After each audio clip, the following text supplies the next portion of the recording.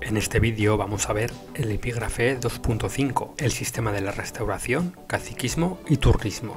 Es el último periodo del siglo XIX español y el primero del siglo XX, que va desde el año 1875 hasta 1923. Como ya sabes, en diciembre de 1874 el pronunciamiento del general Martínez Campos en Sagunto puso fin al sexenio democrático y abrió un nuevo capítulo en la historia de España, la restauración borbónica. El joven Alfonso XII, hijo de Isabel II, subía al trono, marcando el regreso del orden monárquico y la vuelta del liberalismo moderado. Su principal artífice político sería Antonio Cánovas del Castillo, que fue el creador del sistema político que dominaría España durante casi medio siglo.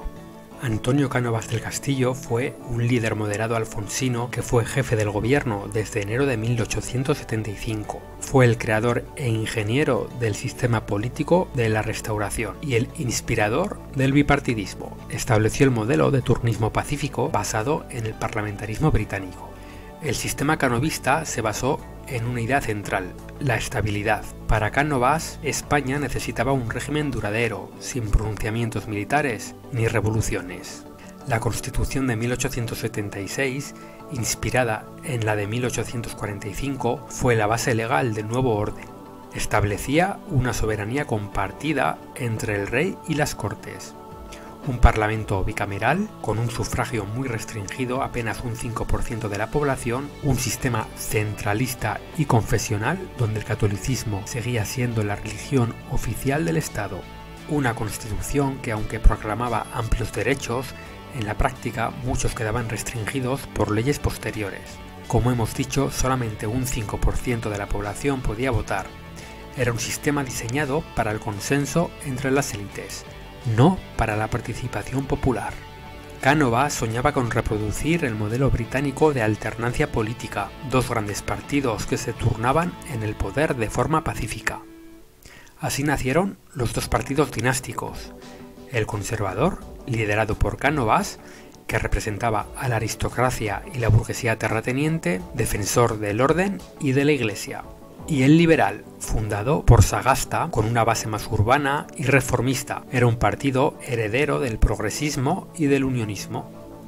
Sin embargo, ambos partidos aceptaban las reglas del juego, es decir, monarquía, constitución y centralismo. Las diferencias eran más de matiz que de fondo.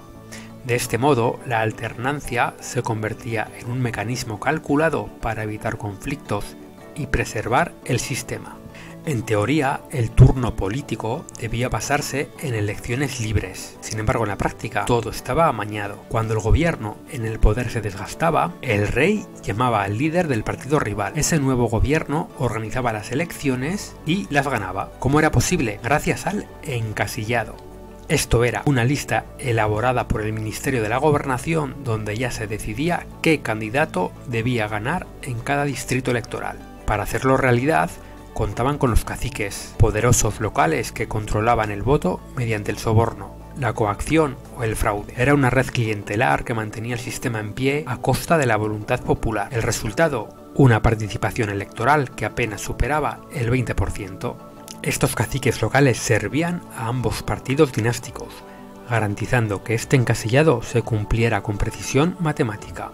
Los caciques eran señores que tenían cierta influencia y poder económico en las diferentes regiones de España y controlaban las elecciones, falsificaban si era necesario el censo de votantes, introducían votos de personas fallecidas, coaccionaban de forma directa a los electores, compraban votos de forma masiva o manipulaban el recuento electoral.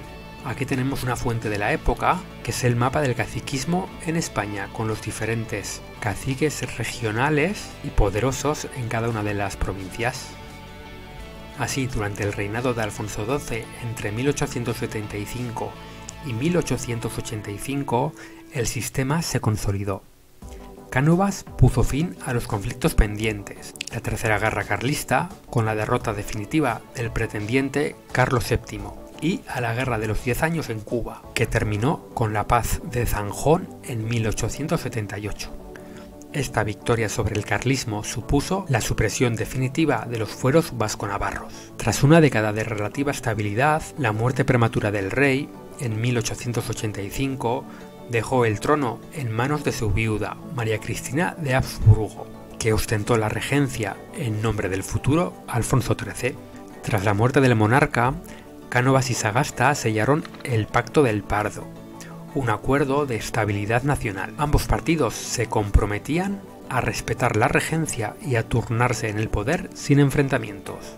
Durante los años de María Cristina, entre 1885 y 1902, los liberales y los conservadores se alternaron con total regularidad. Durante el gobierno largo de Sagasta, este impulsó algunas reformas, como fueron la Ley de Asociaciones de 1887, la abolición de la esclavitud en 1888 y el sufragio universal masculino en 1890. Sin embargo, el caciquismo siguió garantizando el control político y las reformas apenas cambiaron la naturaleza del régimen. Fuera de este consolidado sistema se situaban los carlistas, los republicanos y más tarde los primeros movimientos obreros y nacionalistas. Los carlistas, tras su derrota, se replegaron en el tradicionalismo religioso. Por otro lado, los republicanos, divididos y perseguidos, perdieron fuerza política.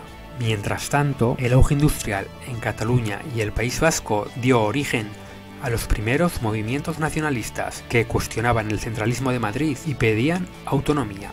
Además, es importante saber que en un contexto europeo de auge de los nacionalismos y del culturalismo romántico, en España se desarrollan otros regionalismos como son el gallego, el valenciano, el aragonés o el andaluz, que fueron más débiles por carecer de una burguesía industrial sólida que los impulsara.